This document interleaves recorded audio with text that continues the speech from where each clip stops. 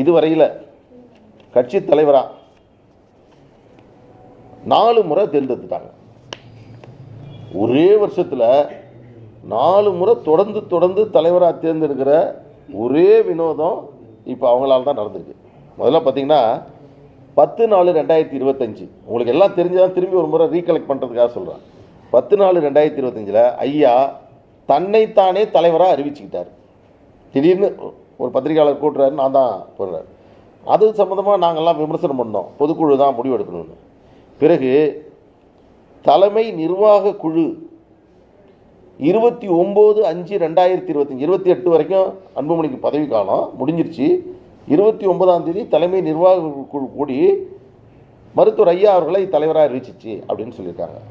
அதிலும் ஒன்று இந்த நேரத்தில் சொல்கிறேன், 29/5/2025 நிர்வாக குழு தலைமை நிர்வாக குழு நடந்ததாக ஒரே ஒரு செய்தி கூட வெளிவரவில்லை. அப்படி ஒரு நிர்வாக குழுவே நடைபெறல. ஆனால் அறிவிப்பு மட்டும் வெளியே வந்தது. நிர்வாக குழுன்னா நடக்குதுன்னு சொல்லணும், நிர்வாக குழு நடந்ததாக சொல்லி ஊடகங்களுக்கு வரணும். ஆனால் அறிவிப்பு மட்டும் நிர்வாக குழுவில் என்று 29/5. அதற்கு பிறகு செயற்குழு கூட்டம் 8/7/2025 நடந்துச்சு அப்படின்றாங்க. அந்த டேட்டை மட்டும் நீங்கள் நினைவு வச்சிங்க. இந்த தீர்மானத்தில் இருக்கக்கூடிய ஒரு செய்தியை உங்களுக்கு சொல்லி அதை புரிய வைக்க போகிறேன். 8/7/2025 செயற்குழுவில் அதில் தலைவராக மருத்துவர் ஐயா அவர்களை தேர்வு செஞ்சதாக சொல்லியிருக்காங்க.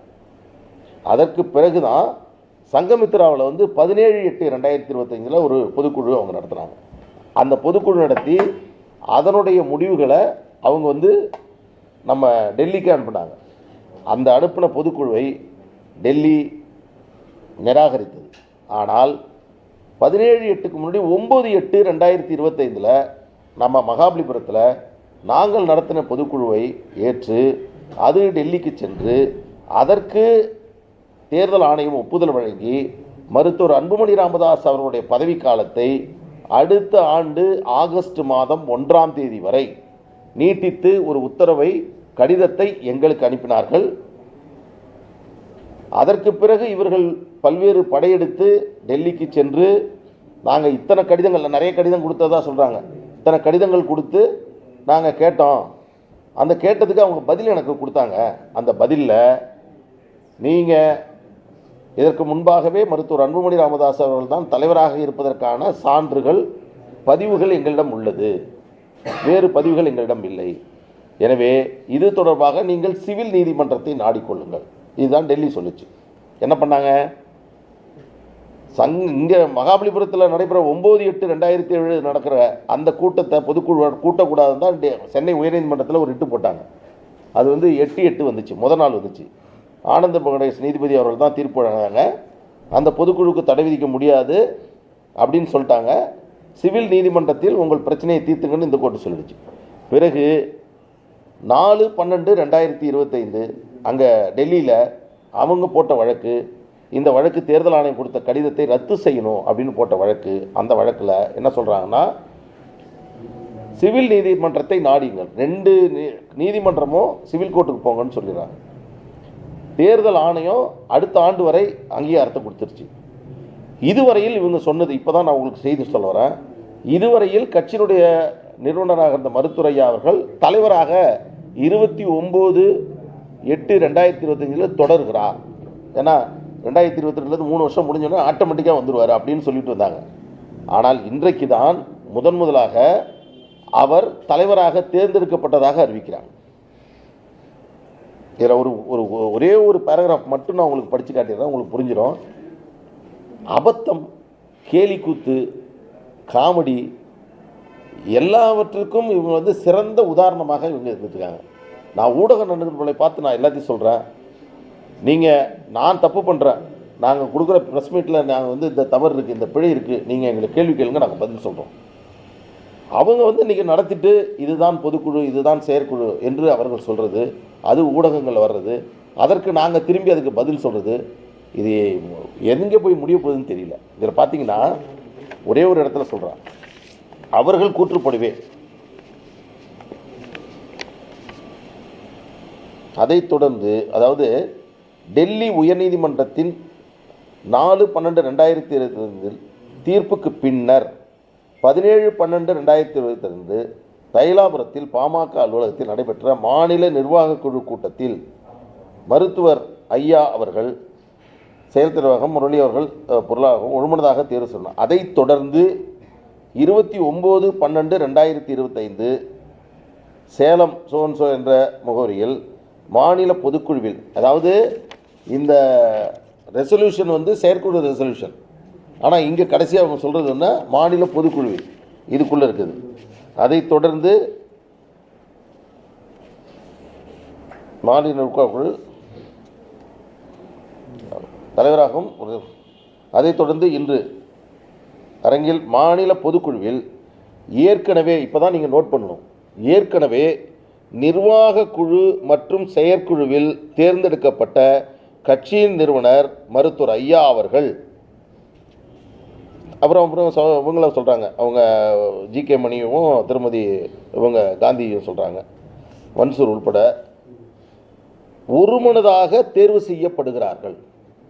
அவங்க கூற்றுப்படி, அவங்க சொல்கிற இந்த தீர்மானத்தின்படி, இது ஒரு குப்பத்தட்டில் போட வேண்டியது தான், அதில் ஒன்றும் மாற்று கருத்து இல்லை. ஆனால் அதே வேளையில் இவங்க கூற்றுப்படி இன்னைக்கு முன்னாடி வரைக்கும் செயற்குழுலையும் தலைமை நிர்வாக குழுவில் மட்டும்தான் அவர் தலைவராக தேர்ந்தெடுக்கப்பட்டிருக்கிறதாகவும், அதாவது தேர்தலுக்கு அதுக்கு பிறகு டெல்லி தீர்ப்புக்கு பிறகு இன்றைக்கி முதல் முறையாக வைக்கிறதாகவும் சொல்கிறாங்க. நான் கேட்குறேன், ஒரு கட்சியின் தலைவராக புதிதாக ஒருவர் தேர்ந்தெடுக்க வேண்டும் என்றால் அதற்கு முன்பு இருக்கக்கூடிய தலைவர் தான் பொதுக்குழுவை கூட்ட வேண்டும். அதுதான் முன்னெடுக்க விதி 15-16 சொல்கிறோம்.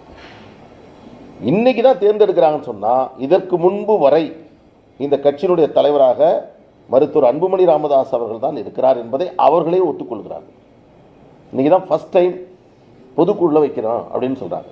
இதில் நம்ம உங்களுடைய கவனத்திற்கு நான் கொண்டு வர விரும்புவது என்னவென்றால், இப்படி ஒரு அபத்தமான ஒரு தீர்மானத்தை இதுவரையில் கண்டிருக்கவே முடியாது.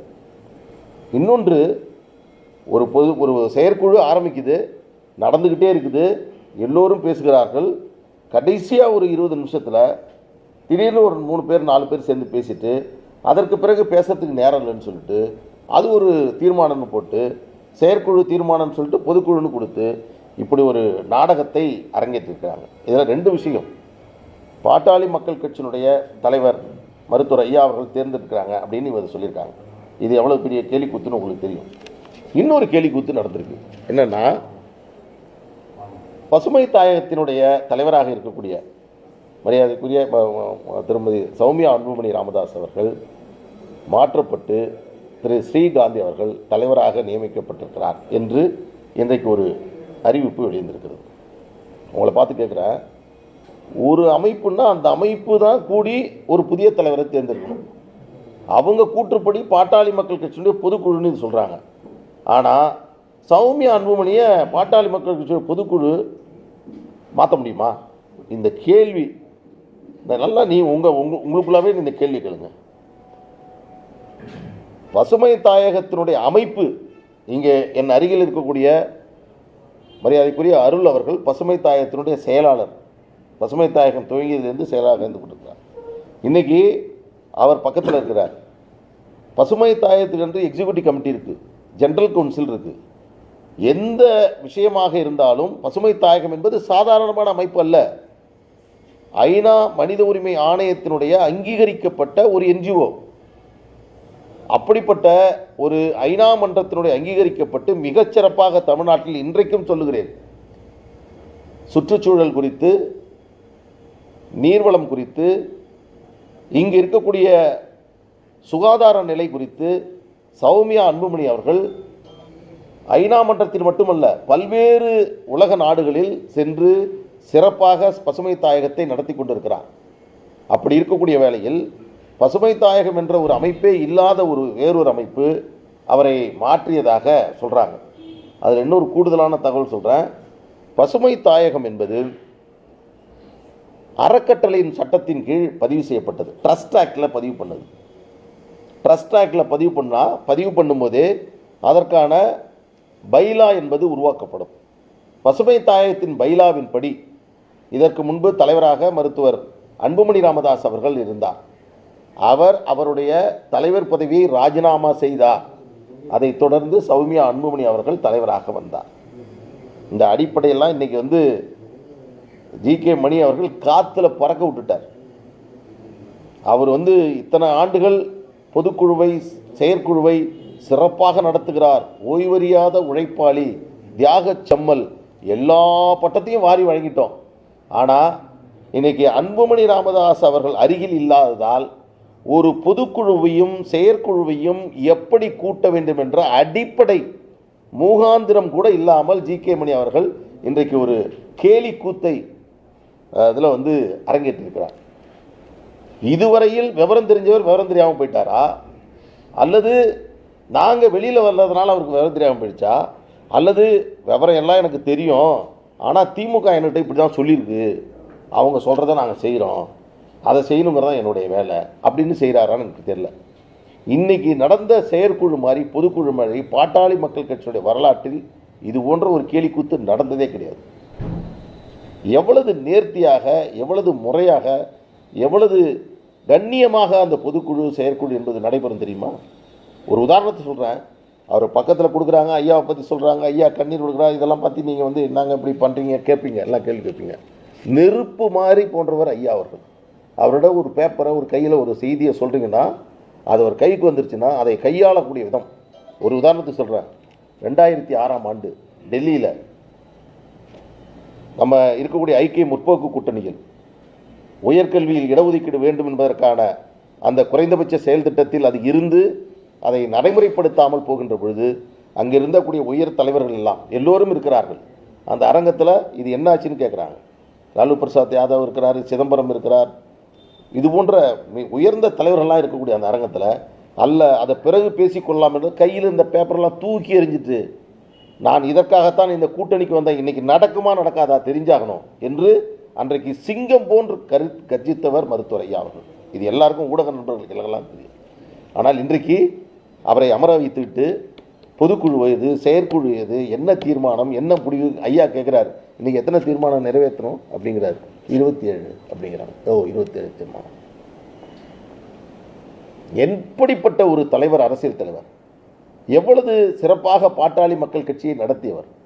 2026இல் அவ்வளவு சிங்கம் போன்று கருத்தித்த எங்கள் மருத்துவரையா இன்றைக்கு யாரோ கொடுக்கக்கூடிய பேப்பரில் கொடுக்கக்கூடியதை எழுதி அவர் சொல்லக்கூடியதை படித்து இன்றைக்கி அதை சொல்லக்கூடிய இடத்தில் அவரை கொண்டு போய் ஒரு பொம்மையை போன்று எங்கள் மருத்துவரையா அவர்களை மாற்றியிருக்கிறார்கள் என்பதை நாங்கள்லாம் பாட்டாளி மக்கள் கட்சியுடைய ஒவ்வொரு தொண்டரும் இன்றைக்கு நாங்கள் கண்ணீர் வடிக்கிறோம். அவரை அழைத்து மேடையிலே உட்கார வைத்து அவர் ஏதோ ஒரு கனவு கண்டதை போன்றும் அவர் ஏதோ ஒன்று சொல்லி அதற்கு பிறகு 2 பேரும் அவர்களை துடைத்து விட்டு பேசுகிறார்கள். பல செய்திகளை என்னால் இங்கே சொல்ல முடியும். அதில் ஒரு செய்தி ரொம்ப அதிகமாக அவங்க ஸ்ரீகாந்தி அவர்கள் பேசியிருக்காங்க. அவங்க எங்கள் ஐயாவுடைய சின்னையாவுடைய சகோதரி, அக்கா. அதனால் அவங்க ஒரு தம்பியை அக்கா அவங்க வீட்டில் குடும்பத்தில் அவங்க எப்படி ஒன்றாலும் ஒரு அன்பாக பேசும்போது வாடா போடான்னு பேசுறதுலாம் உண்மை. இன்றைக்கி எங்கள் கட்சியினுடைய தலைவர் பொது அரங்கில் இதுபோன்று பேசுவதை ஸ்ரீகாந்தி அவர்கள் நிறுத்தி கொள்ள வேண்டும். இது பாட்டாளி மக்கள் கட்சி, பல தொண்டர்கள், பல நிர்வாகிகள், பல பொறுப்பாளர்களை கொண்டிருக்கக்கூடிய இயக்கம். ஏதோ உங்கள் வீட்டு குடும்ப பிரச்சனை மாதிரி நினச்சிக்கிட்டு பேசக்கூடாது. அவங்க மேலே உட்காந்துக்கிறது, இன்னொரு மகனை விட்டு பேச வைக்கிறது, இன்னொரு மகனை முன்னாடி உட்கார வச்சுக்கிறது. பாட்டாளி மக்கள் கட்சி என்ன எடுப்பார் கைப்பிள்ளையாது? நான் கேட்குறேன், நீ எப்போ வந்த, நீ என்னைக்கு தலைவரானன்னு கேட்குறாங்க. நான் கேட்குறேன் ஸ்ரீகாந்தி அவர்களை பார்த்து, நீங்கள் கட்சிக்கு எப்போ வந்தீங்க? உங்களை செயல் தலைவராக அறிவிக்கிறதுக்கு முன்னாடி நீங்கள் எங்கே இருந்தீங்க? மருத்துவர் அன்புமணி ராமதாஸ் அவர்கள் இந்த கட்சியில் அவர் முதல்ல அவர் பதவியேற்றது 2094 அவர் பசுமை தாயகம் 98 1998 அன்புமணி ராமதாஸ் அவர்கள் பசுமை தாயகத்தினுடைய தலைவராகிறார்.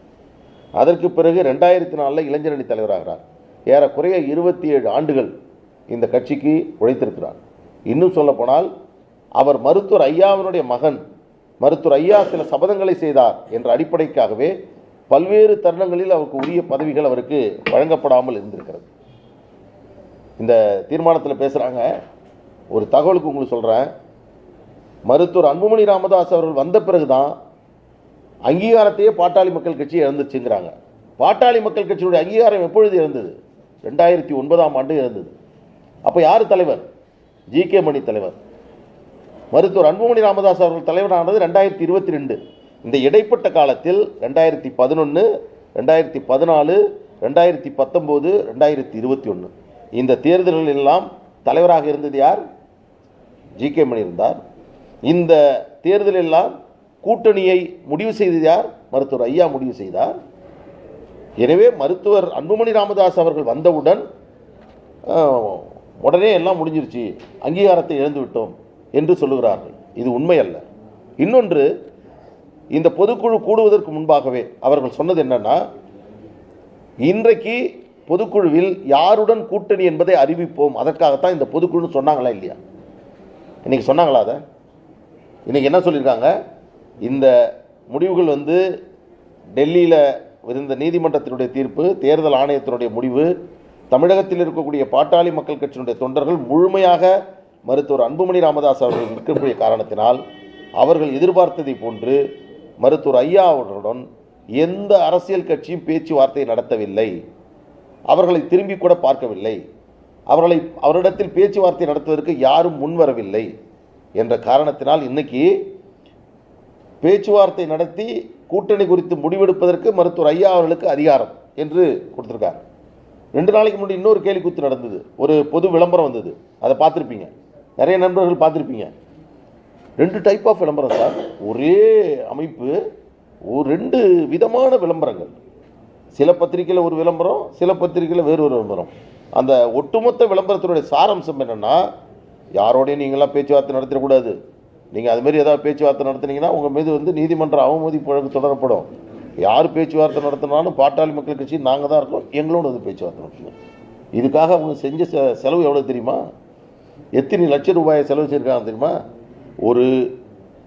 ஒரு பொது அறிவிப்பு ஒரு ஊடகத்தில், ஒரு செய்தித்தாளில் வெளியிட வேண்டும் என்று சொன்னால் அது எவ்வளவு கவனமாக இருக்கணும். ஊடக நண்பர்களாகி உங்களுக்கே தெரியும். நான் வழக்கறிஞர், பல்வேறு தருணங்களில் கோர்ட் நோட்டீஸை கொடுப்போம், வாங்கி உடனே பதிவு பண்ண மாட்டாங்க. அதுக்காக லீகல் டீம் இருக்கும், அதுக்காக எடிட்டோரியல் பார்ப்பாங்க. அந்த இது லீகல் ஃபார்மேட்டில் இருந்தால் மட்டும்தான் பப்ளிஷ் பண்ணுவாங்க. ஆனால் இதில் கூட இந்தியன் எக்ஸ்பிரஸும் தினமணியும் இதை வெளியிடவே இல்லை. நான் விசாரித்ததில் அவங்க இது சட்டப்பூர்வமானதாக இல்லை, அதனால் பண்ண மாட்டாங்க. அதில் இன்னும் சில பேர் நிறைய கதைகள்லாம் எழுதினாங்க, இதெல்லாம் ஒத்துக்க முடியாது, நீங்கள் கொஞ்சமாக கொடுங்க அப்படின்னு பிரித்து அதை 2 விதமாக பண்ணியிருக்காங்க. சில பேர் கொடுத்ததை வாங்கி இப்போ நீங்கள் அட்வர்டைஸ்மெண்ட் ஏஜென்சி இருக்காங்க நம்ம இதில் ஊடகத்தில் பத்திரிக்கை, அவங்க கொடுக்குற விளம்பர பிரிவு கொடுத்தா போட்டு தான் ஆகணும்னு போட்டுறாங்க. ஆனால் அந்த விளம்பரம் என்பது ஒரு ஒரு ஒரு அது சட்டப்பூர்வமான விளம்பரமா, தலைமை நிலையத்தினுடைய விளம்பரமா, அல்லது அதில் கீழே இருக்கக்கூடிய ஒரு வழக்கறிஞருடைய அறிவிப்பா, என்ன ஃபார்மேட்டில் இருக்குன்னே தெரியல என்று கொடுத்திருக்கிறார்கள். எனவே இன்றைய பொறுத்தவரையில் நடைபெற்ற இந்த கூட்டம் என்பது பொதுக்குழுவே அல்ல, அதில் எடுக்கப்பட்ட முடிவுகள் எதையும் எங்களை கட்டுப்படுத்தாது. அதில் பல்வேறு விஷயங்களை அவர்கள் சொல்லியிருக்கிறார்கள். அத்தனையும் முன்னுக்கு பின் முரணாக அதில் இடம்பெற்றிருக்கிறது. இதுதான் இன்றைக்கு இருக்கக்கூடிய நிலைமை. எனவே இந்த விஷயங்களை ஊடகங்களுக்கு உங்களுக்கு நாங்கள் தெரியப்படுத்த வேண்டும் என்பதற்காக நாங்கள் செய்திருக்கிறோம். ஒரே ஒரு செய்தியை சொல்கிறோம். இன்றைக்கு பொதுக்குழு என்றால், பாட்டாளி மக்கள் கட்சியினுடைய பொதுக்குழு என்றால், ஆளும் கட்சியாக இருந்தாலும் எதிர்க்கட்சியாக இருந்தாலும் ஒட்டுமொத்த தமிழக மக்களும் என்ன பாட்டாளி மக்கள் கட்சி சொல்லப்போகிறது, என்ன அரசியல் செய்தியை சொல்லப்போகிறது என்று பார்ப்பார்கள். ஆனால் இன்றைக்கு நடைபெற்ற பொதுக்குழுவில் வேற எந்த விவாதமும் கிடையாது. மருத்துவர் அன்புமணி ராமதாஸ் அவர்களையும் பாட்டாளி மக்கள் கட்சியை இன்றைக்கு சிறப்பாக நடத்தி கொண்டிருக்கக்கூடிய எங்களையும் திட்டுவதற்காகவென்றே ஒரு பொதுக்குழு என்ற பெயரில் ஒரு பொதுக்குழு. வேற ஒன்றுமே இன்னைக்கு விவாதிக்கல. இன்னைக்கு ஏதாவது தமிழக அரசின் செயல்பாடுகள் குறித்து விமர்சனம் வந்திருக்கிறதா? திட்டங்கள் குறித்து ஏதாவது விமர்சனங்கள் வந்திருக்கிறதா? தமிழகத்தினுடைய தேவை குறித்த விமர்சனங்கள் வந்திருக்கிறதா? எதிர்காலத்தில் எந்த அடிப்படையில், எதனால், எதற்காக, யாருடன் கூட்டணி வைக்கப் போகிறோம் என்பதற்கான அறிவிப்புகள் வந்திருக்கிறதா? நான் இப்போ இதெல்லாம் சொல்கிறது இவ்வளவு முக்கியத்துவம் கொடுத்து இன்றைக்கி நடைபெற்ற அந்த கூட்டத்துக்கு சொல்லணும்னு அவசியம் இல்லை. ஆனால் அதே வேளையில் நாங்கள் இதை சொல்லித்தான் ஆக வேண்டிய நிலையில் நாங்கள் இருந்து கொண்டிருக்கிறோம். இந்த நாடகத்தை இன்னும் எவ்வளோ தூரம் ஓட்டலாம் அப்படின்னு நினச்சிட்டு இருக்காங்க. இது போன்ற நாடகத்தை இன்னைக்கு முழுமையாக நடத்துவது, அவரை இயக்குவது ஜி.கே. மணி அவர்கள்தான். அவர்களால் தான் இது போன்ற கேலிக்கூத்தும் இது போன்ற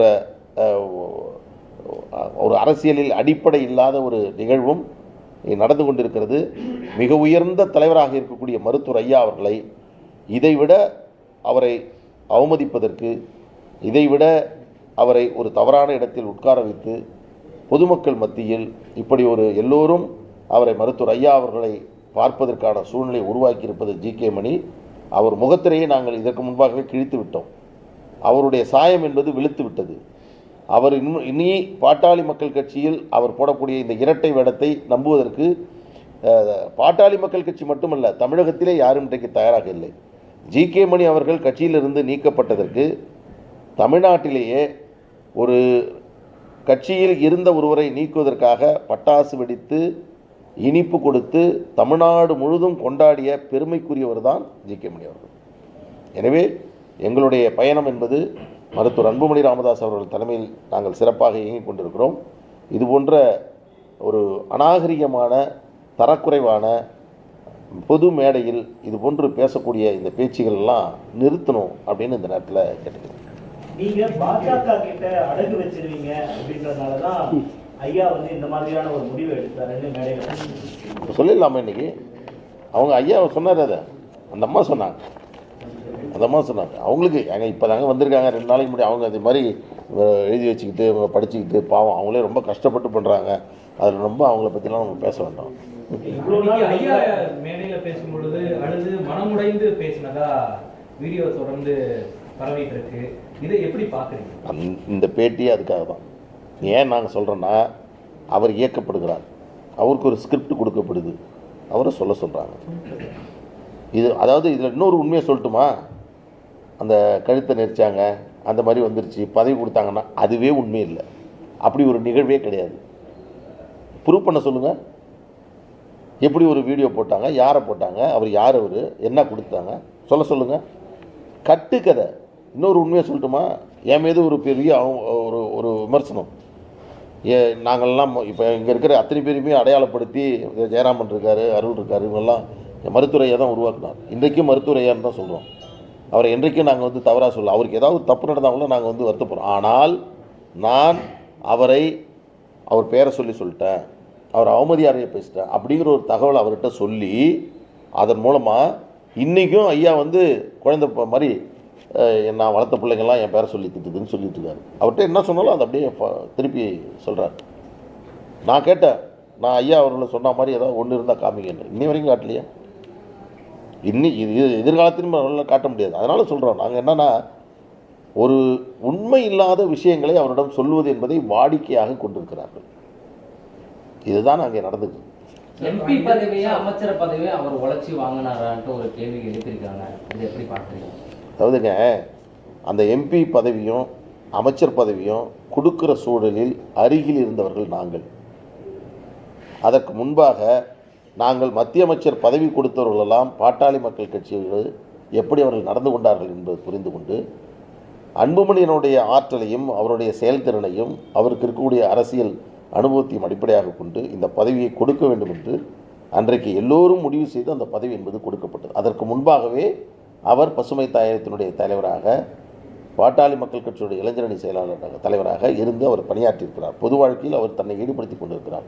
இப்படித்தான் அந்த பதவி என்பது கொடுக்கப்பட்டிருக்கிறது. இதை இன்றைக்கு அவர்கள் சொல்லுகிறார்கள். இந்த தருணத்தில் அவங்க சொல்லிட்டு இருக்காங்க. எனவே இது அரசியல் வந்துருச்சு, குடும்பம், அவங்க அக்கா இப்படி பேசுகிறதுனால நாங்கள் அதிகமாக சில விஷயங்களை இன்னும் விரிவாக எங்களால் பேச முடியாது, பேசக்கூடாது. வெளிப்படையாக தெரியுது சார், வெளிப்படையாக தெரியுது. நான் என்ன சொல்கிறேன்னா, மருத்துவர் ஐயா அவர்களும் மருத்துவர் அன்புமணி ராமதாஸ் அவர்களும் கட்சியும் இன்றைக்கி இவ்வளவு பெரிய நிலையில் இருந்து கொண்டிருக்கு. ஆனால் இந்த சூழ்நிலை உருவாயிருக்கு. இந்த சூழ்நிலை உருவானதற்கு யார் காரணம்? ஜி.கே. மணி ஆட்டி வைத்தார். அதற்கு பின்னணியிலிருந்து ஸ்ரீகாந்தி அவர்கள் இப்போது புதுசாக அவங்க இன்றைக்கி இதை பற்றி பேச இறங்கியிருக்கிறாங்க. அந்த ஜிகே மணி என்ன சொல்றாருன்னா, இவங்க ஒண்ணு சேர்ந்துட்டாங்கன்னா நான் கட்சி விட்டு விலகிடுறேன், நான் குடும்பமே கட்சி விட்டு விலகிடுறோம் அப்படின்ட்டு ஒரு அறிக்கை. அந்த டபுள் ஆக்ஷன்லாம் முடிஞ்சிச்சா சார்? இப்போ அவருது முன்னாடி ஒரு ஆக்ஷன் போட்டார் தெரியுமா? என்ன தெரியுமா?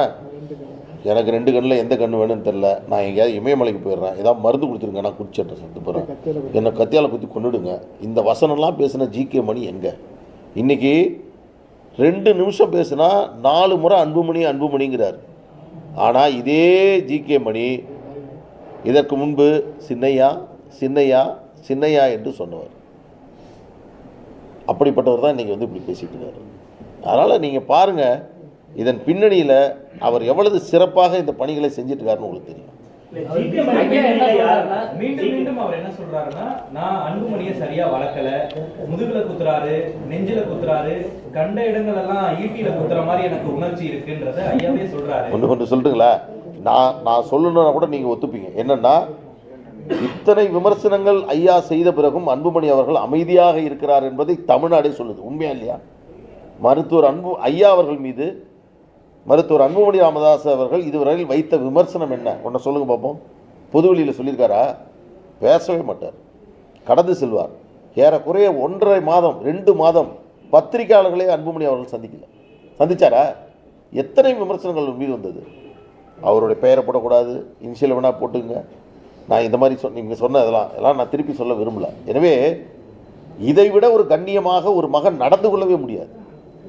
அவ்வளவு கண்ணியமாக, அவ்வளவு நிதானமாக, அவ்வளவு பொறுமையாக அன்புமணி அவர்கள் இதுவரையில் நடந்துட்டு இருக்காரு. அது பாட்டாளி மக்கள் கட்சியா நான் சொல்ல, ஒட்டுமொத்த தமிழ்நாட்டில் இருக்கக்கூடிய ஊடக நண்பர்கள் சொல்கிறாங்க, பொதுவெளியில் இருக்கக்கூடியவர்கள் சொல்கிறாங்க, அரசியல் நோக்கர்கள் சொல்கிறாங்க.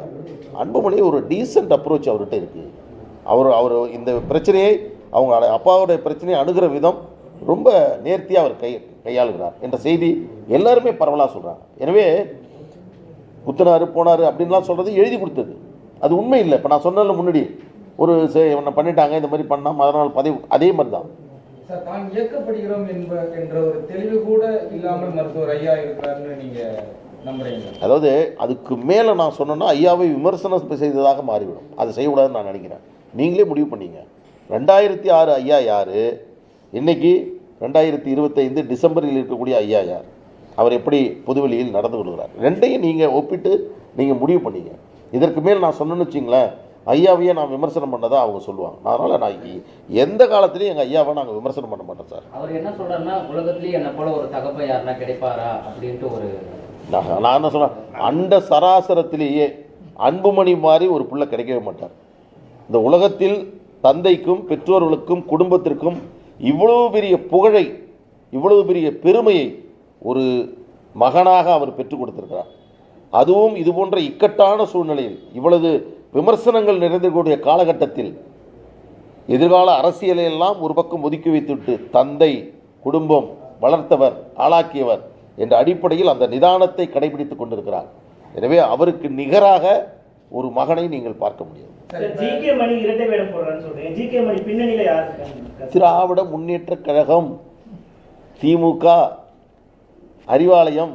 இன்னைக்கு நான் ஒன்று சொல்லட்டுங்களா, தைலாபுரம் தோட்டத்திலிருந்து எனக்கு தைலம் வருதுன்னு கலைஞர் சொன்னார். கலைஞர் அவ்வளவு நெருக்கடிகளை நாங்கள் கொடுத்தவர்கள். இன்னைக்கு தைலாபுரம் திமுகவுடைய பிரான்ச் ஆஃபீஸாக மாறிடுச்சு.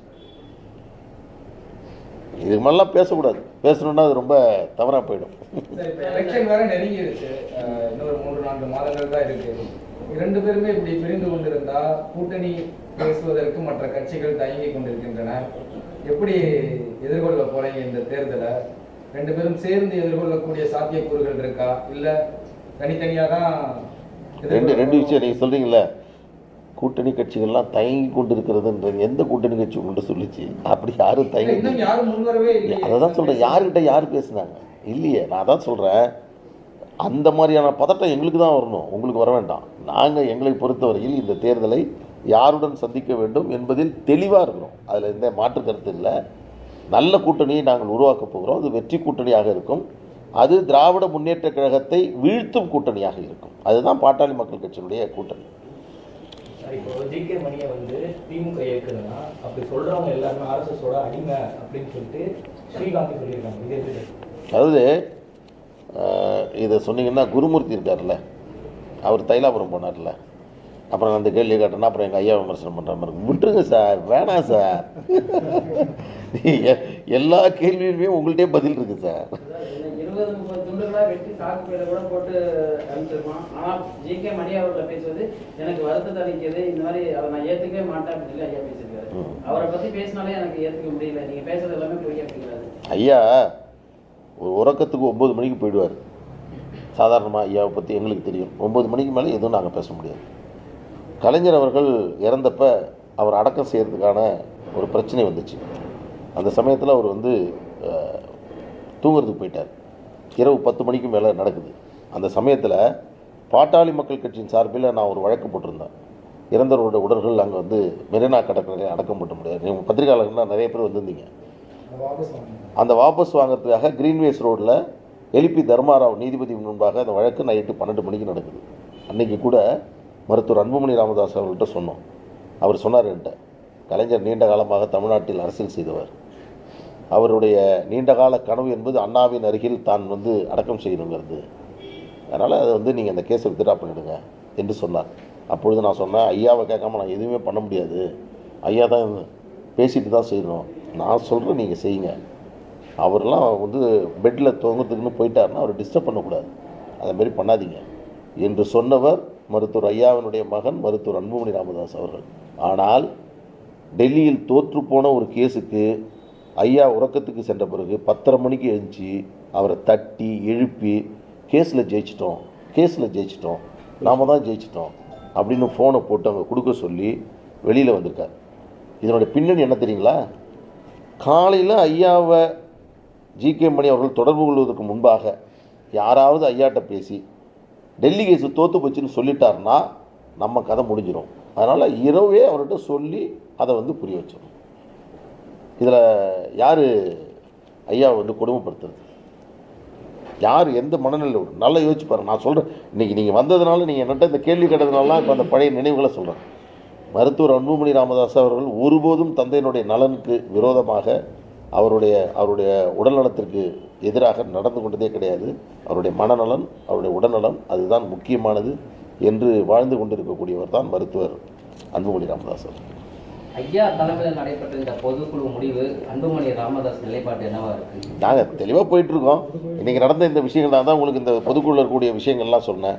இந்த மாதிரி நடந்திருக்கு அப்படிங்கிற விஷயங்கள்லாம் சொன்னேன்.